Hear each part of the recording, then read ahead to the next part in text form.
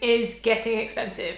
I'll show you how I do my family food shop for the week and ways I try to keep the cost down without missing out. I prefer to do the shopping online. That way I can add bits to it as they come to mind throughout the week. I can more easily compare the prices, and I just find it easier to do around the kids. I use the Tesco app. That's not to say they are the best or the cheapest, but I found them to be reasonably priced, and they have a fair range of gluten-free products that I need. We also get family days out using the Club Card vouchers as a bonus too. Now, the first thing I do is what I'd call covering the basics. These are things like bread, milk, eggs, cheese, and things we get through and buy every week. I've already done the work to know the best deals on these items, so it doesn't take long. I'll talk about how I check that I'm getting the best deal a bit later. I like to shop by location, so I start with one cupboard and stock up on anything we're out of or low on. For example, breakfast cereal for the kids. There are too many cereal options to dive into the price per quantity on all of them. So instead I go to browse all groceries, food, cupboard, cereals, and then from the tabs at the top I filter down to family favourites. This just speeds things along by not having to go through pots of porridge and things I know that the kids aren't interested in. But it could be worth looking through all of the cereals to have a bigger choice. From here, I select to sort by price, low to high. Now I'll glance at the price per quantity, but from here I just let the kids pick.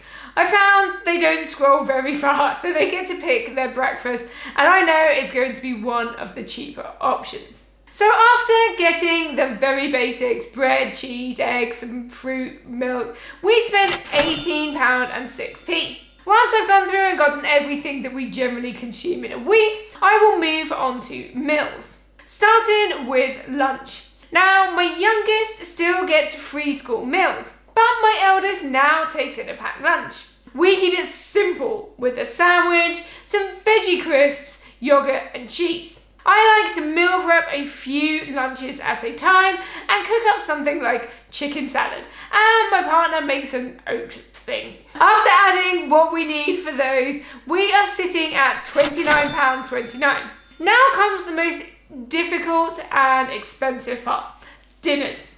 As a family, we all get to pick at least one dinner. It's kind of a first come, first serve situation for who gets to pick the dinners for the extra days. It works for us, and it means we all have at least one meal that we can look forward to in the week. The first meal for this shop is chicken wraps. I'll search for the chicken. These mini fillets will work, and they have a reduced Club Card price. So that's good, but I'm just going to check some more options. Down here, I can get the same amount of chicken, 650 grams, for £4.20. That's 50p cheaper than even the reduced price of the other option. And the only difference is that these are whole chicken breasts. So once I slice them up, it will be the same.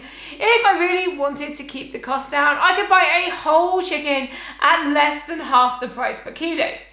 And then meal plan something else and split the chicken across 2 days. Next meal is hot dog. It's cheap, it's easy, and it's fast.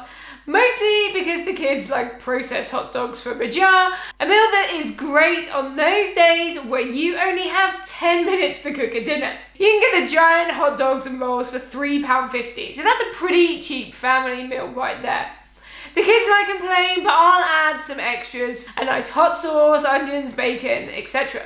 We started doing a charcuterie board, which is fancy and a pretty way of displaying some meats, cheese and crackers for us. It's not a cheap meal, but it is fun and it keeps everyone entertained, and often comes out for our Friday night film night.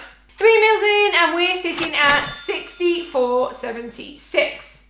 Keeping it traditional, I'm going to pick a roast for Sunday, and keeping it cheap, let's have one of those whole chickens we saw earlier. And I can use the leftovers in my lunch. Now we have our first split meal. It will be chicken nuggets and chips and beans for the kids and burger and chips for the grown-ups. Easy to cook at the same time, and we all will get what we want. 2 to go and we're up to £78.09.